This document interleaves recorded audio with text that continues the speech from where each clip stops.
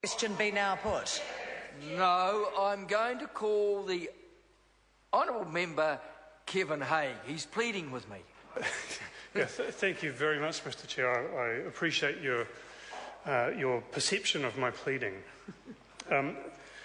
Because I have a number of comments to make. Because back in the first reading of this bill, I indicated a number of concerns about Part 1, and I want to talk about how those have or have not been addressed through the Select Committee process and the detail of the bill that's before us right now.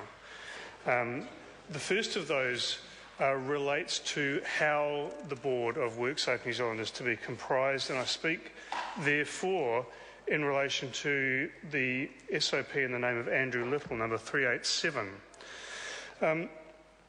Dave Pike, in particular, as a mine safety expert, talks about what he calls the triangle of safety, and draws attention of this House and around the industry to the fact that successful mining industries, those that are safe, have this thing called the triangle of safety, where there is responsibility taken for health and safety in the mine from government, from employers, and from workers. And the example that we've previously talked about in other readings of this bill is in relation to inspectors. We've said that there's a role for the employers, the workers and the government in inspection of compliance of a particular mining operation with health and safety regulations and requirements. And this is the key, that in the triangle of safety, we expect each to take responsibility and to recognise and own responsibility for health and safety.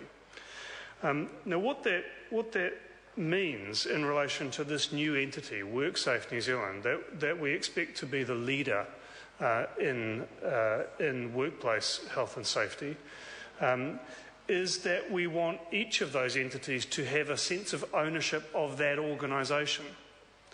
And Mr. Chair, that is why the task force recommended a different model for the composition of the board of this organisation. They recommended what I would call a representative model, which is the kind of structure that Andrew Little sets out in his SOP. Instead, the government has chosen what I would call a reflexive model, and that is a model in which the members of the board of that organisation are responsible not to organisations from employers and from workers, but instead they are all responsible to the minister.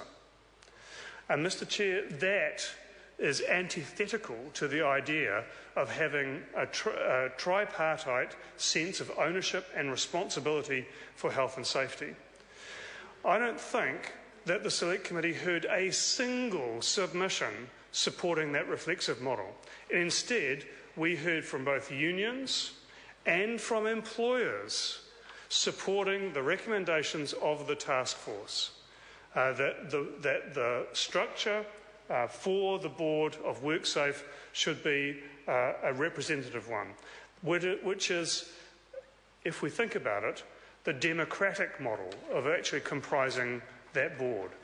The reflexive model that the Minister has used is certainly appropriate for the boards of some entities, but for an entity like this, that we expect to have that tripartite sense of ownership, it is the wrong model. And when we asked officials, why is it that despite all of the submissions that we received, despite the recommendation of the task force for a representative model, you have selected a reflexive one for us to have in this bill? They effectively came back and said, we just prefer it. There were no reasons. And so I echo Sue Moroney's call for the Minister to explain the reasons that he has chosen a reflexive model rather than a representative one. So fundamentally, this part of the way the board is comprised is wrong.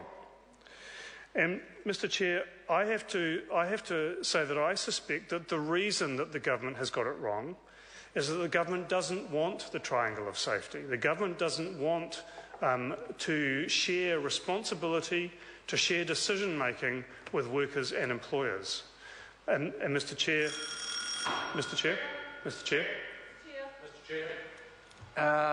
I'm going to hear the Honourable Member Kevin Haig. Thank you very much, Mr. Chair. I appreciate the opportunity to speak further on this matter.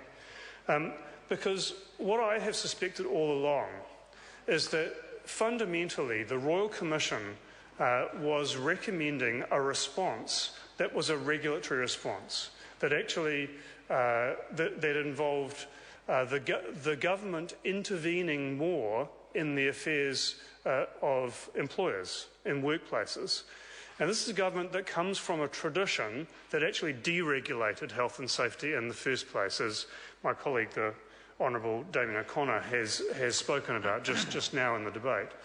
And I believe that this government is allergic to the idea of regulating more to achieve ends in the workplace.